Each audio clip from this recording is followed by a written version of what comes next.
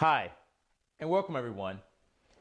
I've been asked to talk a little bit about deliberate excellence and what does it mean? Why did I want to write this book and just talk about deliberate excellence? So, deliberate excellence, what does it mean to me? So, to be deliberate and to think about being excellent for me is being intentional and being strategic about how we move work forward and how we achieve outcomes for our clients. And in particularly, as we discuss this book, it's about education. Students and parents as our clients and how we achieve maximum outcomes just for them. Now, anyone who's writing a book, they thought about writing a book, or they've even published a book, they'll tell you it's exciting, at the end. But at the very beginning, we are thinking about our outline, we're thinking about our themes, we're also thinking about our audience, because as we tell these stories, we want to make sure that we've given the right audience what they need in order to move their work forward. So our book's not about us, it's about our stories as we pay it forward. So, deliberate excellence. So I started thinking about writing a book back when I was the chief of schools for middle schools in Houston. Houston being the 7th largest system in the country, over 200,000 kids.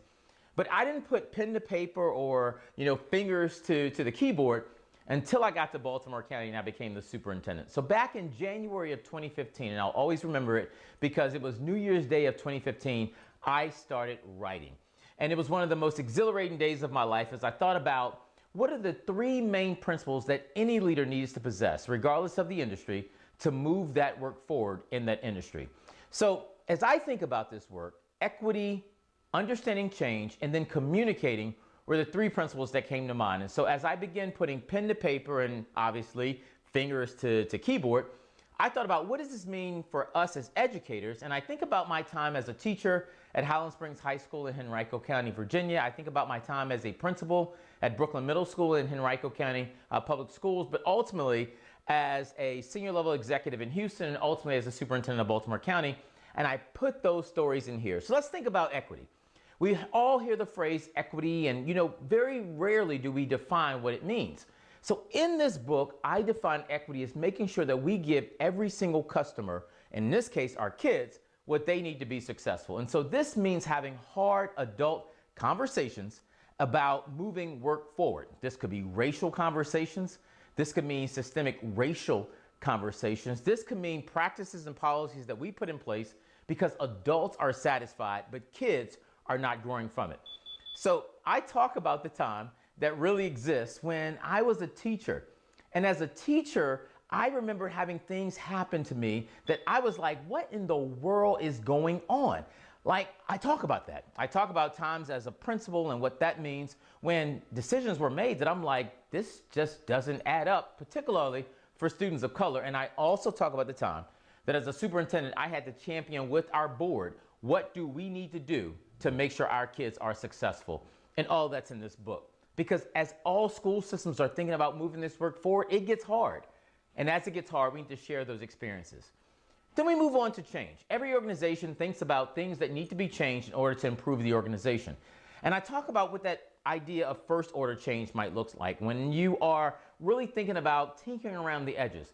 And then I go into detail about second order change. And these are not my definitions or my terms. It's driven by research. But this second order change and thinking through when we need to really move the ball, when we really need to score that touchdown, these are things that require new learning of everyone within the organization. It's all in this book. Things of when we had to go into our low performing schools in Houston and totally upset the apple cart and do it in a way that was sustainable throughout the organization. If we're going to have this idea of second order change, we cannot move this work forward without thinking through what does it mean to make sure it's sustainable, because it's gonna be us relying and moving our people forward. And last but not least, communication. And I'm a very big believer in this, that if we don't tell our story, another person will, and they will not tell your story correctly. And so as social media continues to evolve, as individuals continue to exacerbate the narrative with social media and other platforms, tell your story before someone else does it. And I talk about practical examples of when I was a teacher, I was a principal, I was a superintendent, what we did as a group to tell our story so that our narrative could be out there to the most important group of stakeholders, which many leaders forget all the time, and that's our employees. So as we move this work forward, check out Deliberate Excellence. I'm very thankful to many of you who bought the book, many of you who've given me feedback on the book. What I'm looking to do now as we dialogue with Dallas is to take your stories around equity, change management, communication, and share that across the country, particularly as we build our community. So if you've not gotten your book, definitely do so. Go to our website, www.theddancegroup.com. You'll see a link at the top that says store, purchase the book. And definitely give me that feedback, because we're going to continue dialoguing with each other until we can dialogue with Dallas.